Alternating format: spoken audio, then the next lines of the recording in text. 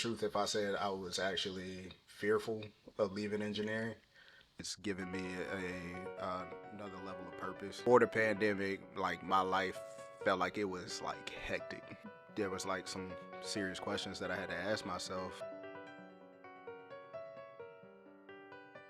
Gary R. Artybridge Jr. serves as the manager of corporate citizenship and K-12 education outreach at Newport News Shipbuilding, a division of H2.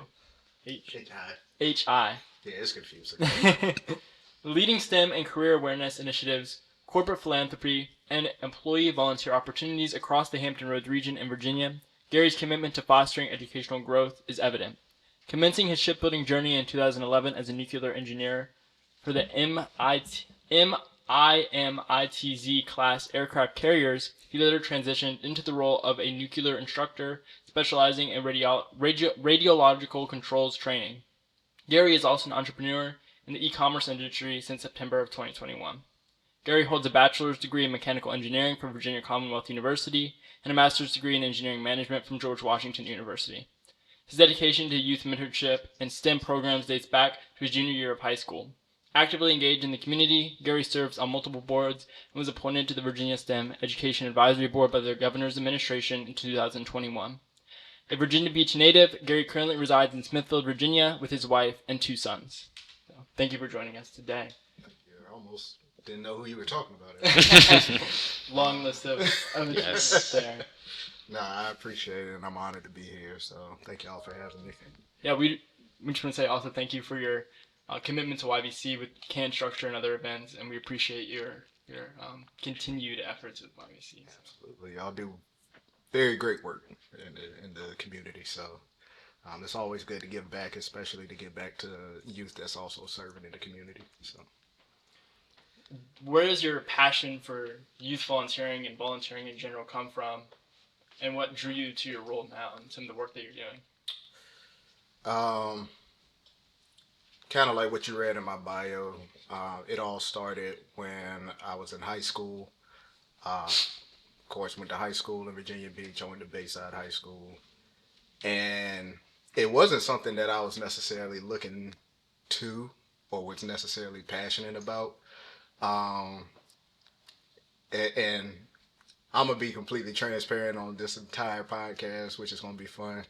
Um, there was an opportunity where upperclassmen were going to be mentors to freshmen that year, specifically for minority students.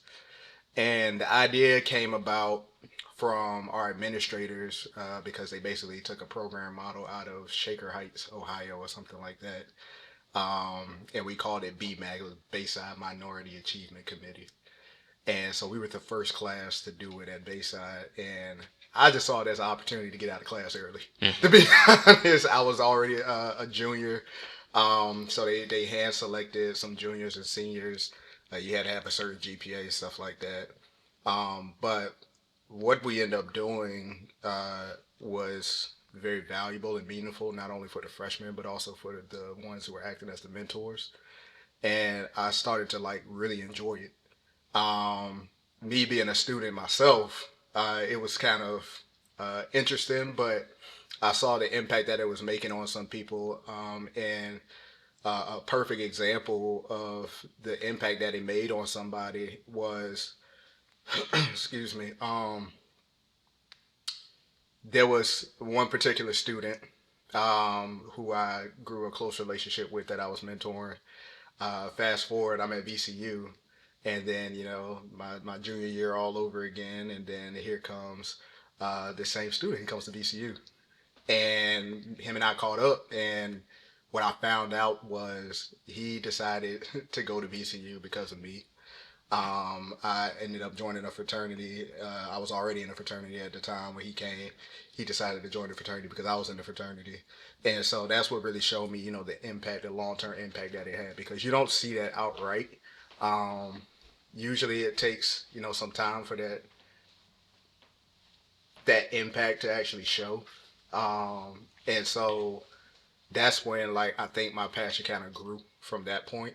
But to be completely honest, this position I didn't even know existed.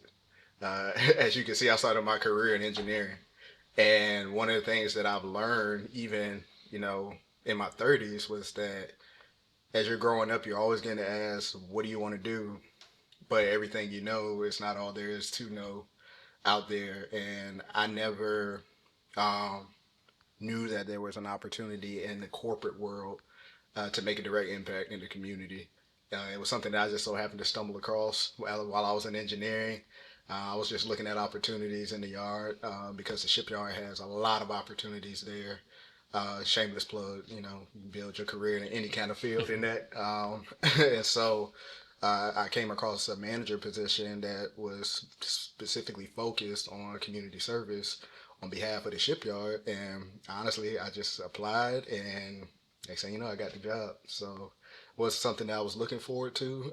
But that's how I became, you know, very passionate about it. And now, 7 years later, I've been in this role, which we offer like volunteer opportunities for employees. And I actually was even familiar with the department because I used to volunteer for youth programs. There used to be a big expo they used to do here in the Hampton Roads area where I used to do some of the mock interviews and things like that with high school students. So I had volunteered quite a bit, and then decided to actually go after being manager over the program. What do you think kind of transitioned you from more of an engineering role to this new position, and what caused you? Obviously, your passion growing, but really was the initiating factor which caused you to learn about the position and then actually apply and get it. Um, so a tip that I'd always give people, um, especially when you're looking for a career, uh, is to seek out the people who are either in that position or have done that position. And so I didn't jump right out of engineering, and um, I wouldn't be telling the truth if I said I was actually fearful of leaving engineering because I had put so much time, effort, money. School is very expensive uh, to get my engineering degree, and I had a certain vision for my career um, that to me didn't involve that. My focus was very much on engineering and what I could do through that. But when I saw the opportunity, I really just reached out to the person who was already in that position because they were being promoted and moving on to a new position. And I had a conversation with her, and it the way she explained to me the role kind of compelled me to want to get involved, especially when she was telling me about some of the projects that she was working on. That even though I was a employee volunteering, participating in some of the programs, there was a lot of things I wasn't aware of, and to actually be a part of something like that. Where I'm not only making an impact in the company, but also in the greater community as far as Hampton Roads is concerned. I thought it would be a great opportunity, and since being in this position, it's opened up a lot of doors for me. Yeah. Um, so it says you have your master's and your bachelor's degree. I know that's a very tough thing to get through, especially with college. But what was like your key drive to get you to where you are now? As far as my degree or my position, or I guess it's trying to make sure I answer the question correctly. Kind of both. Kind of both. Um, so kind of backtracking, what drove me to even pursue engineering um, and it seemed like a common theme with a lot of things until I get into that position, but it wasn't something that I was very knowledgeable about. So it wasn't a passion of mine either because I quite honestly didn't grow up around an engineer. I just knew two things. One, that I was good in math and science. Two, whatever I was going to do, it had to make good money. And so I had a conversation with my guidance counselor, and she told me to look into engineering, and so that's why I ultimately pursued it. And as you can see, like I got my degree in mechanical, so I didn't even know about nuclear until the shipyard actually called me. which is a testament to one of their programs, which is their summer internship program for college students. Um, I did a summer internship, and I didn't even apply. They called me and basically told me there was a position open and did I want to interview for it, and I said sure. So that's how I ended up in nuclear engineering. But also they had a education um, education assistance program, and I knew I was going to go back to school at some point, just didn't know when. And when I learned more about the education assistance program, where they basically paid for my master's. And they made it very convenient too because they partnered with George Washington University where they actually had classes on site. So after work, I would literally just go up the street, take my classes, and I did that for like 3 years to get my master's degree. Um, but my goal when I got into the shipyard was, I wanted to move up the corporate ladder. So I was, going after the education that I needed in order to get to that point, um, which I did end up getting promoted, but I just got promoted in another field, which has exposed me into a lot of different areas. And I know sometimes people ask me, well, how does what you learned in engineering help you in, your current role? And I tell people all the time, like it helps with a lot of things more than what people see it. And one of the biggest things that it's helped with is, you see a need or you see a problem and how to fix it. That's all an engineer does. Engineer sees a problem and fixes it. And there's a lot of need in the community. And I basically just kind of take that same mindset, except for, doing engineering on the actual ship components. I'm actually, engineering solutions for making a better community. What are some of the changes you've had to make in your mindset? You talked about the similarity of finding a solution and executing it. But what are some changes you had to make in how you think, how you act in your role from the nuclear engineering to now this new position? Uh, a lot. Um, I was your stereotypical engineer. Just put me in a cube, didn't want to talk to nobody. I just wanted the numbers in front of me. So the biggest thing was um, how to interact with people. Um, that was probably the biggest mindset shift that I had to get adjusted to was uh, getting comfortable with being uncomfortable, being in more social networking settings where I actually are going out intentionally to meet people and figure out, what it is that they have going on, where can the shipyard fit in to help meet whatever goals that they're trying to meet. And so it was really just kind of taking that mindset from, hey, like I'm working on a ship design or a tool design for repairing, some component on the ship or whatever, to now, okay, I gotta learn the dynamics of people.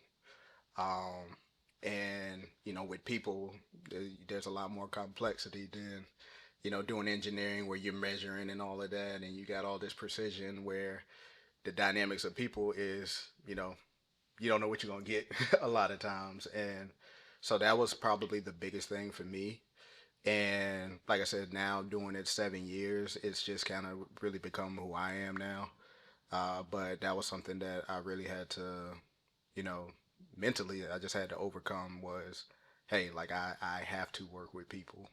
Not that I wasn't working with people before in engineering because there's a lot of teamwork in it, but just before, like, you're just kind of with the team that you're with. Whereas now, like, I actually get to, go out and find the people I want to work with. So. Earlier, you said you were part of a fraternity. Mm-hmm. Which fraternity? Alpha Phi Alpha. Yes, sir. Yep. Incorporated. So. My father was part of that fraternity. Yep. Oh, really? Yep. Your father's a good man. I got to meet him. Yep. They do a lot of what should we call it? They do global service work too. Yeah, they do a lot of service work. It is a service fraternity. Um, like even right now in the current time that we're in. Like one of their big programs is, geared around getting people out to vote. But they do a lot of major projects. Uh, I remember that was something else that kind of helped me get into, that mindset of service in the community was when I joined a fraternity in college, because there were certain community projects that we had to do. Some of them were kind of mandated by the national organization, but then there were some that we kind of selected to do ourselves. Even if something as simple as we had to adopt a street, and so we would make sure that the street that we had on campus was always clean and things like that.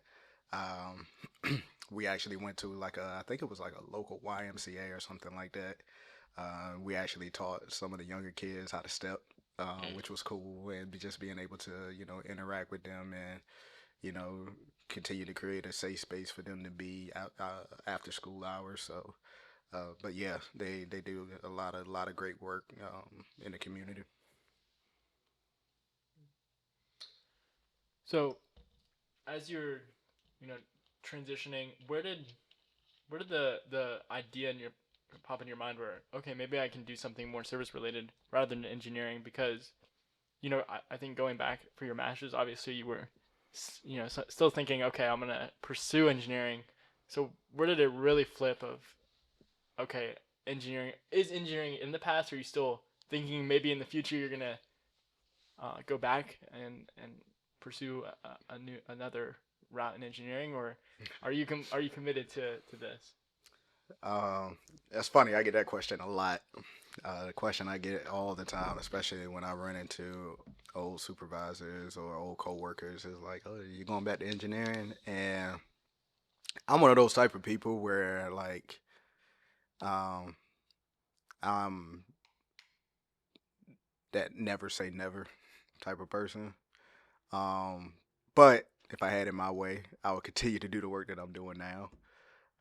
Just because it's given me another level of purpose. Not to say there wasn't any purpose in what I was doing in engineering, but um, I think when you find um, that mix of what you're passionate about doing and money, like that's like the perfect life balance. Because I can honestly say I don't ever feel like I'm working necessarily.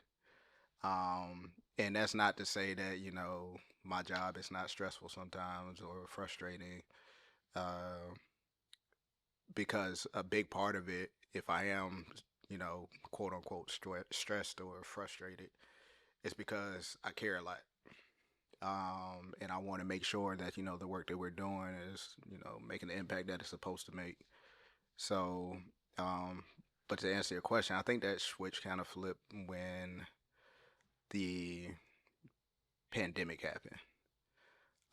Because when I got into this role, it was almost kind of like, hey, this would be cool to do, but then, maybe do a couple years and I'm gonna move on to something else. Um, Before the pandemic, like my life felt like it was like hectic, in a good way. Just was busy with everything, doing a lot of travel, a lot of local travel because we support so many organizations across the region, and I just felt like I was always on the move. And so when everything really shut down, when the pandemic happened, it gave me a moment to just actually reflect on, what have what has been going on, what am I doing, am I still on the right track for what I want to do? Because I kind of got into a mode of just being on autopilot. I was just doing things just because I just got accustomed to doing it, and there was like some serious questions that I had to ask myself because it was like, okay, what is the my next step in my career? And when I really was looking at other opportunities that I would be interested in, every time I compared it to this, um, I don't know, I just couldn't see myself necessarily like leaving this role willingly. So I think that's where the moment where I was just like, just kind of taking an inventory of all the work that we did, the impact that we made, and things like that. It just, created some type of fire in me where, it was just like, yeah, if I can do this as long as possible, I would. What entering this new role, obviously you hadn't worked on these same problems and concepts before. So you get the job. What now? What were some of the things you were working on? What were your goals first entering into the new job? And how are those things different from engineering? Um, to answer your last question, it's different from engineering because, especially when it comes to government contracting work, especially working with the Navy, like everything is pretty much laid out for you. It's just all a matter of, making sure that you're keeping people safe, and if there are any issues, knowing how to troubleshoot, think through those issues and things like that. But it's very much a uh, uh, I would say like orderly chaos, so to speak. Um, but when I first got into this role, I went from basically being in a role where there was a lot of policy and procedures that kind of guided me into doing things to now you got free reign to do whatever you want to do. And so the pretty much like some of the big tasks that I was given when I first got into this role was revamping our youth and education outreach programs because we were uh, when I first got into the role, there was a lot of just great things being done. Um, but my manager and I will always say, "But to what end?" Because just about any time there was some program or activity that schools were doing, we were just sending volunteers out. Didn't necessarily matter, what it was. It was just like, hey, we'll get some people out there and help volunteer. And um, my manager basically like kind of challenged me to rebrand the program and to give it a little bit more of a focus where we wanted to take that opportunity to start preparing the next generation workforce, especially in our industry. Um, and it's become very much important now as we're looking at what we're seeing now in our workforce, how you know exposing students to our industry. And I'm just talking about maritime in general because, as you see, we live in an area where we're just surrounded by water. So there's a lot of opportunities in that space, but a lot of times, and not just young people, just people in general, they don't know what opportunities are out there in that space. And so what we did was we wanted to give our programs a little bit more focus where we're able to expose and bring awareness for students in that space. Because when you hear about the shipyard, what do you typically think, like career wise? What's the first thing that pops in mind? Engineering. Sure. What else? Welder. Welder. Usually people name off like a bunch of skilled trades, but they don't know that we need lawyers, we need doctors, we need EMTs, we need people who are we need like business analysts, supply chain. Uh, we need a lot of things in order to make that big shipyard work. And but now it's like, well, how do we bring that from the shipyard into the schools? Because being that it's a big industrial company, we have a lot of restrictions on being able to bring young people on site just for safety reasons. But we had to revamp the program to say, okay, how can we actually start to tailor these programs to start bringing the shipyard into the classrooms? So that was probably like the biggest project that I had to work on, and we're still working on it to this day. But we've been having a lot of success in bringing that awareness. What are some ways that you're doing that? Um, so we're doing it at many different levels. Just to even talk about some current projects that we have going on, starting at the high school level, we have what's currently right now called Scouts. And basically, we actually have somebody on our team that's managing a group of employee volunteers who either have a trade background or are in trades leadership. and taking their experience, and we're basically embedding them into different schools and different CTE programs. The concept of it is to basically, if you think about like sports, um, doing that same type of scouting model where, when you got an athlete who's being recruited, especially for college, uh, usually the scouts are not visiting them or talking to them one time before they actually, recruit them or whatever. And so we kind of was thinking, as we're trying to go back to exposing people to the possibilities of working in our industry, uh, we know the foundation of it all starts with relationships. And so as we have these scouts that are actually periodically going into these schools, they're assigned to school and they're building these relationships with the students, with the staff, with the parents and things like that.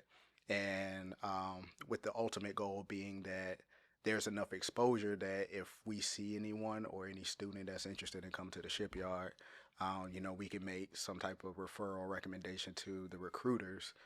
So that way, because when you're looking for a job, you want to make sure that there's alignment in a sense of you want to hire people that actually wants to come work for you instead of, just taking a random application. We go to a high school career fair. We talk to that student for maybe 2 minutes. They apply, and then we don't know what happens with it.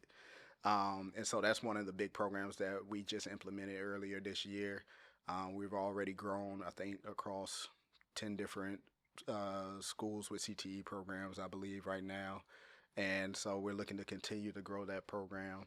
And what it's done not only for the students so far, because we've actually already started to see, some students actually get hired because of the relationships that they were able to build with some of the scouts that we have put into the program. But it's also engaged our workforce because they want to go and interact with the youth and share their knowledge on what they know at the shipyard, and actually being able to see, what it is that the students are learning in those spaces and be able to bring their real world experiences into those classrooms. So that's been like cool to see. And then we also realized that we got to go back a little earlier now. So we're doing a lot of work in the middle school space. We have two STEM mentoring programs, one for young ladies and one for young men. The young ladies program is called GEMS, which is an acronym for Girls with Engineering Minds and Shipbuilding. And then the young men's program is called Young Men in Engineering, or we call it Why Me for short. And so those are two programs where it's basically a school year long mentorship program where, again, our employees actually volunteer in the schools after school hours, and they meet with the students twice a month. They do STEM activities. And then they also do more mentorship where they talk about leadership, they talk about personal development, they talk about financial literacy, things like that. And so even getting around our volunteers, again, exposing them to people that look just like them that are working in the shipbuilding, ship repair field. So those are like some probably like major projects that we've been working on, especially in the K through 12 space, to make that happen. Yeah. Speaking of like your impact on youth, like middle schoolers and high schoolers, what advice would you give them if they wanted to like play a role in the community? If there's something that you're passionate about, you know, something that you're, even if you're talented in, figure out how you can, you know, bring that talent or that passion into the community. There's a lot of opportunities out there, and there's a lot of need out there, but I think people just need to just bring their unique self to the community and provide what it is that that they can provide to it. Um, yeah, I think that's the best advice that I can get. Like I said, in this social media age, we want to be this person, we want to be that person. It's like just be yourself and give your best self to the community. I do have a question, and so I'm gonna repeat it to the mic. Is do you think that's one of the leading causes for kids that want to go into the shipyard? Is because it's something in their local community, and that is their driving factor?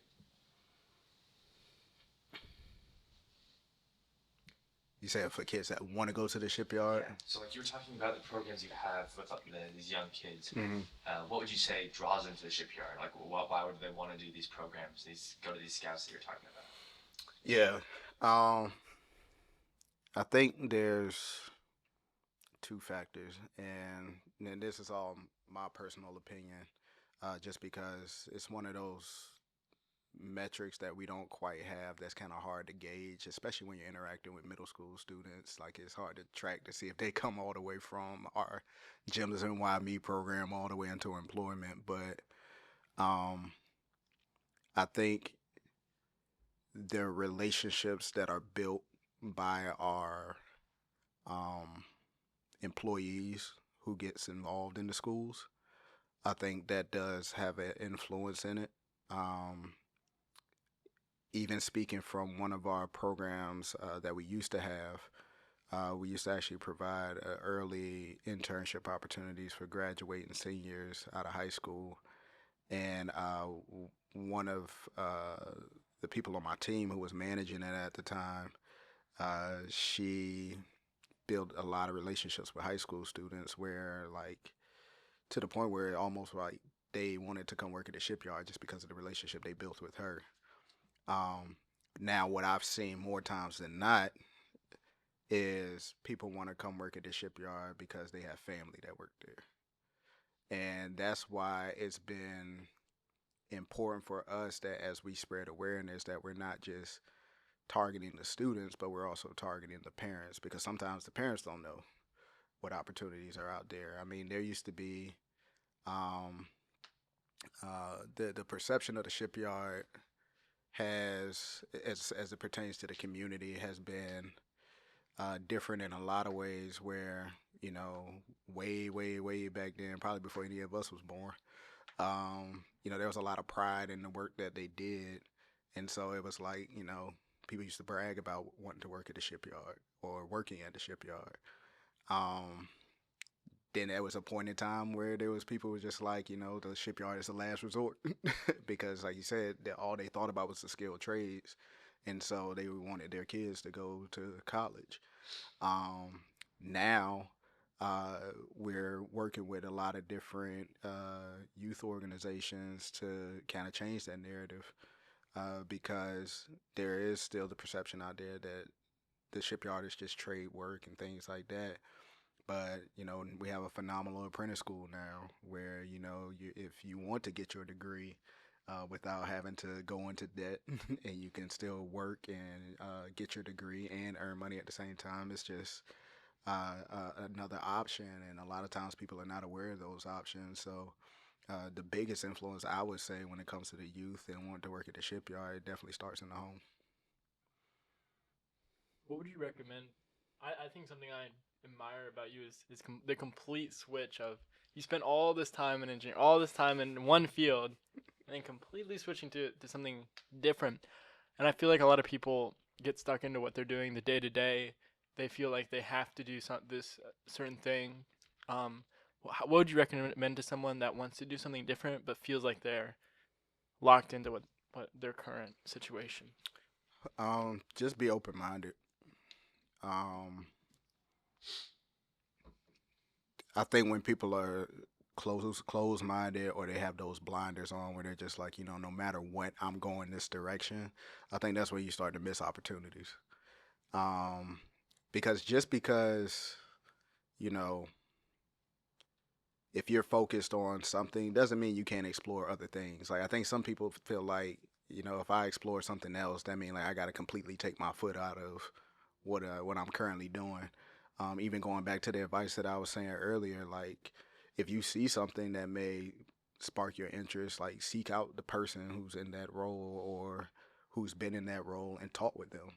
Ask them questions. Ask, what is a day in the life in this role like? Like, I think that that's something that I think has been missing, is kind of that mentoring. Because even when I took this role, I had a mentor at the shipyard, and when I was conflicted on taking the position, because The part that I didn't share was that when I got this job offer, I had also got another promotion offer within the company for an engineering position, but at a higher level. And I had to make a decision. And I actually went to um, my mentor and I had a conversation with him, and I told him how I felt. Like I was honest about, I am scared to leave engineering because this is the world that I know. But this opportunity um, looks interesting, and I was like, I don't know what to do. And ultimately, of course, he left it in my hands to make the decision, of course, because it's my decision at the end of the day. But just me going to him made me realize that, you know, sometimes I got to just step out on faith and take that chance. But also, what it did for me was uh, it put me in a position where now like I can share that with other people.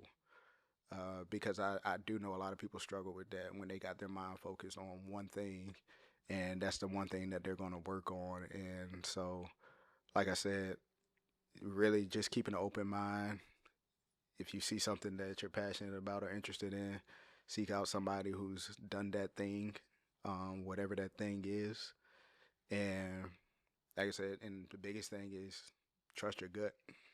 I think sometimes we get too much in our head and we make decisions based on, logically what we got brewing in our brains. But I think sometimes decisions that you make in life are not always logical. And then what you end up finding out is that, if you follow your gut, then usually you end up on the right path. So. Well, we say, yeah, thank you very much for joining us on the podcast today, and thank you for your time. Thank you for the support you give YBC and and HII, the support they give us. We are super grateful for the work that y'all do and bring us in. Of course, life and work skills is part of our mission. So we do a service through STEM program that a couple of these podcast workers are in and help out with too, where they mentor students using STEM design challenges, and Dorinda and Cam both participate in that program.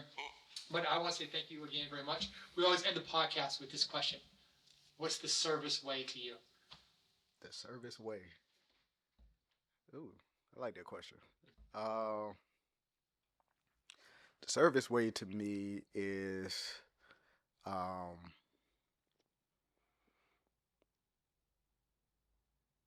think I'm gonna kind of go back to what I said earlier. The service way is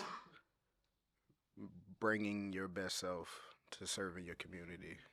And I've always been real big on wherever you go, leave it better than you found it and always add value.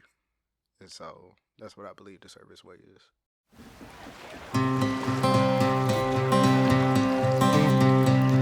In my wrestling, in my doubts, Some of those questions I was like, I don't remember this. As I skimmed through the email. You are the peace in my troubled sea. Whoa, you are the peace in my troubled